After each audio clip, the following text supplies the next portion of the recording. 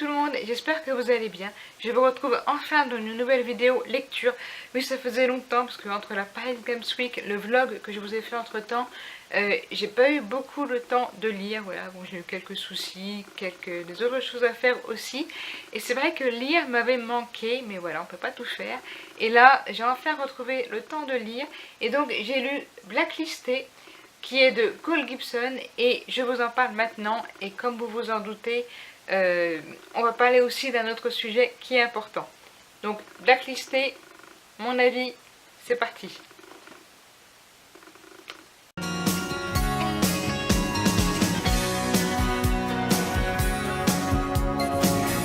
Donc, dans Blacklisté, donc de Cole Gibson, nous allons parler de harcèlement scolaire déjà, et par l'intermédiaire de Regan. Donc Regan, qui c'est une lycéenne qui est très populaire dans son lycée, et pour garder cette popularité, elle fait tout ce qu'elle peut, jusqu'à dire du mal des autres. Et donc bien évidemment, je vous arrête tout de suite, je ne vais pas vous raconter l'histoire, je vais vous raconter mon ressenti et vous développer le quatrième de couverture sans rien vous spoiler, et en même temps vous parler de ce qui peut en découler, parce que cette histoire a une morale. Donc voilà, je reprends. Donc nous allons suivre Regan, qui est très populaire au lycée, qui tient à maintenir cette cote de popularité, parce qu'en plus de tout ça, elle a une mère qui est très dure avec elle, qui lui met beaucoup la pression. Regan souffre d'anxiété et elle est en permanence sous pression, très tendue. Et un jour, quelqu'un, une soi-disant amie, dévoile au grand jour tous les textos qui avaient été échangés entre plusieurs amis, et tous les noms sont masqués sauf le sien. Donc sur tous les casiers, on retrouve tout ce que Regan et ses amis ont pu mettre sur les autres, mais il n'y a que son nom qui est indiqué dans les textos. Tout le reste est flouté. À ce moment-là, tous ses amis, même les complices, lui tournent le dos. Donc Regan se retrouve toute seule et ne sait plus comment faire.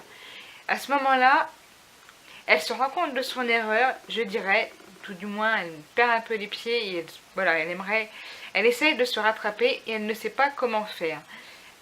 On se retrouve un peu dans la problématique du harceleur harcelé. Voilà, on n'en parle pas assez, mais que se passe-t-il quand le harceleur devient harcelé, et que finalement, est-ce qu'on doit avoir de l'empathie pour celui qui a fait du mal aux autres? Et là, Regan se retrouve vraiment toute seule. Même sa meilleure amie lui tourne le dos et elle ne sait plus comment faire. Et il va y avoir Nolan qui va arriver. Donc Nolan, c'est le frère de son ex-meilleure amie, qui va lui proposer une idée, un projet. Et là, Regan se retrouve confrontée à un problème, parce qu'elle ne sait pas si elle peut faire confiance à Nolan.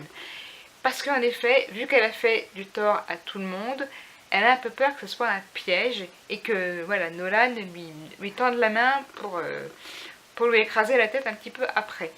Mais Nolan lui propose une solution, et en plus, voilà, sans rien spolier, vous vous rendez bien compte que si on parle d'un garçon, il risque de se passer des choses entre ce garçon, entre Nolan et Regan. Et jusqu'à... Voilà, le roman est très très très bien écrit, on reste dans la jeunesse, et voilà, on sent l'hésitation de Regan à vouloir se rattraper, à vouloir rattraper les choses. Elle s'en veut énormément, elle se rend compte, elle prend conscience, et elle se dit qu'elle est prête à tout pour se faire pardonner et tout rattraper, parce qu'elle se rend compte du mal qu'elle a fait. Ça a été très loin auprès de certaines élèves. Certaines élèves ont été très très loin, tellement elles se sont senties harcelées, mais jusqu'à un point de non-retour. Et Regan a une prise de conscience, et elle prend le risque de faire confiance à Nolan. Donc là, je vous laisserai savoir si elle a eu raison ou pas. Mais le point culminant du roman, c'est de savoir que voilà, est-ce qu'on peut pardonner à ceux qui ont fait du mal en les écoutant, et s'ils essayent de se faire pardonner, peut-on leur pardonner un jour, s'ils nous avouent regretter vraiment ce qu'ils ont fait. Voilà, Regan se trouve dans cette situation-là. Elle avait aucune raison d'être harcelée elle-même, puisqu'elle était belle, elle était populaire, elle avait tout pour réussir, et voilà, et on lui a fait une crasse, ses amis lui ont fait une crasse, et voilà, comme je le disais au début du roman, ont affiché tous les mots sur les casiers en floutant tous les noms sauf le sien. Et à partir du moment là, Regan s'est retrouvée dans le même cercle que ceux qui étaient harcelés. Et elle se rend compte que là, c'est vraiment l'enfer. Elle se retrouve seule. Voilà, donc là, on est dans le harcèlement. Et c'est un point que je voudrais aussi aborder avec vous, le harcèlement scolaire. Et je profite surtout de ce livre pour en parler. J'avais fait un livre sur le livre de Marion 13 ans pour toujours, qui parlait aussi du harcèlement, et là on était vraiment dans la réalité. C'est un roman très très dur. Là on est sur quelque chose de totalement fictif, donc je me dis que ce serait plus facile de vous parler du harcèlement et qu'est-ce qui se passe quand les harceleurs deviennent les harcelés. Voilà, donc ça je vous en parle aussi. Ma question c'est, à votre avis, si vous aviez été harcelé au collège de manière répétée, continuelle, sans arrêt, avec les réseaux sociaux, donc H24 en permanence, que vous ayez la peur au ventre tous les jours et que vous ayez une Regan qui vous ait harcelé et qui fait tout pour se faire pardonner, qui s'en veut énormément, qui se rend compte de son erreur, seriez-vous prête à lui pardonner? La question se pose vraiment, la rancune doit-elle aller jusqu'à la fermeture et l'obstruction totale sans jamais vouloir réouvrir les yeux et donner une seconde chance? Parce que là, dans le roman, Regan demande une seconde chance et elle a du mal à l'obtenir. Voilà, elle a beaucoup de mal à l'obtenir et elle a très très peur parce que justement, elle se retrouve dans la paranoïa dans laquelle se retrouvent les harcelés. C'est-à-dire qu'elle n'a plus confiance, elle n'a totalement plus confiance aux personnes qui lui tendent la main pour lui donner une chance de se rattraper. Et voilà, vous savez ce que c'est. Quand on est harcelé, on n'a plus confiance en personne, on n'ose plus faire un pas, on n'ose plus parler, on veut rien dire, on veut se faire le plus petit possible. Regan s'enferme beaucoup dans les toilettes, c'est mentionné très souvent. Il y a une histoire de graffiti qui rentre en compte et vous verrez que ces graffitis qui ont causé le tort de tout le monde vont être ce qui va peut-être un petit peu réparer les choses.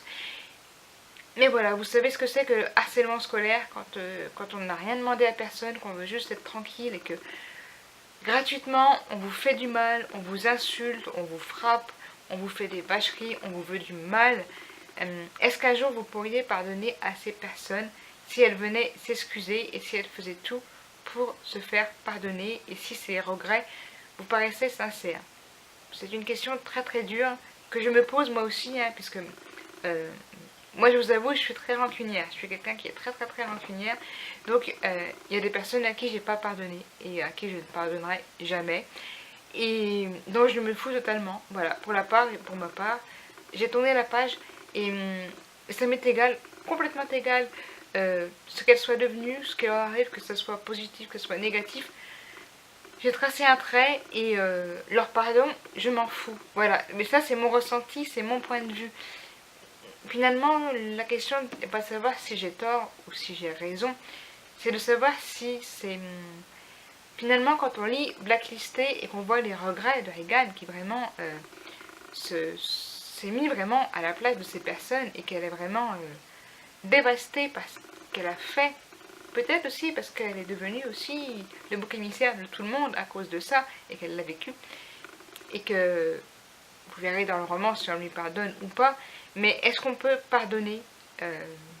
Alors on ne peut pas oublier, ça c'est sûr, mais voilà, est-ce qu'on peut pardonner et ne plus jamais en vouloir aux personnes qui nous ont fait du mal et qui nous ont gâché la vie, voire qui nous la gâchent encore aujourd'hui de manière intermédiaire, puisque évidemment elles ne sont plus dans nos vies, mais psychologiquement certaines choses rebondissent, ça reste gravé dans la tête à tout jamais. On perd confiance en soi, on perd l'estime de soi, on a été persuadé que ce qu'on nous a dit était vrai, qu'on était nul, qu'on était bête, qu'on était moche, qu'on valait rien, qu'on n'avait rien à faire là et qu'on valait absolument aucune attention. Et ça, pour une raison qu'on n'a pas la force de pousser pour le moment, on y croit et on se dévalorise. Et quand on voit tout le gâchis que ça a entraîné, est-ce qu'on est prêt à pardonner à ces personnes? C'est ce que met en... Voilà, c'est de quoi parle Blacklisté. Voilà. Quand la harceleuse devient harcelée et qu'elle se rend compte du mal qu'elle a fait et qu'elle est vraiment sincère dans sa démarche, est-ce qu'on peut pardonner? Pour ma part, si je suis totalement honnête avec vous, ça ne m'a pas convaincue. Mais c'est peut-être parce que je suis très rancunière et que j'ai été aussi très très blessée pendant mon adolescence et pendant mes années au collège et au lycée. Et que ça a été un enfer. Et quand je dis un enfer, le mot est faible. Et que voilà, je ne peux pas pardonner aux personnes qui m'ont fait du mal tous les jours H24. Et encore à l'époque où j'étais au collège et au lycée, il n'y avait pas les réseaux sociaux, les portables commençaient vraiment à arriver, vous savez, les portables grands comme ça, voilà, qui tiennent dans un gros sac. Voilà, il n'y avait pas encore les réseaux sociaux, et je dis pas Dieu merci, parce que c'était pas non plus moins pire, mais ne serait-ce que quand je rentrais chez moi, j'étais sûre qu'au moins j'étais tranquille. On ne pouvait pas venir m'embêter, mais j'avais vécu une journée absolument horrible, et je me couchais angoissée, je dormais pas, et je me réveillais angoissée, je savais que ça allait recommencer, et je me demandais ce que j'avais fait pour mériter ça. Voilà, je me demandais, mais pourquoi moi, je suis tranquille dans mon coin, je demande rien à personne. Pourquoi on vient me harceler? Qu'est-ce que j'ai fait? Laissez-moi tranquille. Voilà, et pourquoi je pardonnerais à ces personnes qui m'ont fait du mal gratuitement, à qui je n'avais jamais rien fait? Et voilà, voilà, je pense que le harcèlement, c'est quelque chose de très très très grave. Dont il faut absolument parler. Et je pense que ce livre en parle bien, voilà, puisqu'il se met, hop, de l'autre côté, c'est mieux. Il se met des deux côtés. Alors je suis désolée, la qualité de la vidéo est absolument horrible, parce que le temps dehors est absolument horrible aussi. Voilà, c'est tout gris, il pleut, et c'est... Voilà, je peux essayer d'augmenter un petit peu la luminosité, mais non, vous voyez, même ça, ça ne marche pas. Donc j'espère que ça ira quand même. Mais pour en revenir au sujet donc de blacklister et du harcèlement, voilà, c'était voilà, la question culminante de ce livre, c'est: peut-on pardonner aux personnes qui vous ont fait du mal, qui vous ont harcelé à un point de non-retour, je dirais, parce que c'est ce qui se passe dans le roman. Il y a deux personnes qui ont fait des actes très graves, qui en sont arrivés au point de ne plus pouvoir en pouvoir, justement. Et peut-on revenir en arrière et pardonner à ces personnes? C'est la question que je me pose, parce que je me dis, est-ce que c'est moi qui suis trop dure et trop intolérante et qui ne veut pas écouter, parce qu'à l'époque on ne m'a pas écouté, on m'a fait du mal gratuitement alors que je n'avais rien demandé. Donc est-ce que ça, voilà, est-ce que j'ai envie de tirer un trait? Pour ma part c'est ça. J'ai envie de tirer un trait, j'ai plus envie de les écouter, j'ai plus envie de savoir ce qu'elles ont à me dire. Je veux juste continuer ma vie, et voilà, ce qu'elles deviennent, je n'en ai absolument rien à faire, ça m'est égal.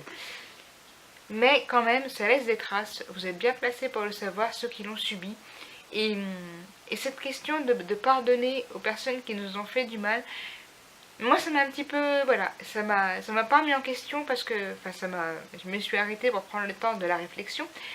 Mais je sais que c'est quelque chose que je ne pourrais pas faire, que j'aurais beaucoup de mal à faire. Voilà, c'est quelque chose justement que le livre m'a permis de découvrir, et que je me suis dit non, je pourrais pas, je m'en fous finalement. Maintenant je continue ma vie, elles deviennent ce qu'elles deviennent, et moi je continue ma route.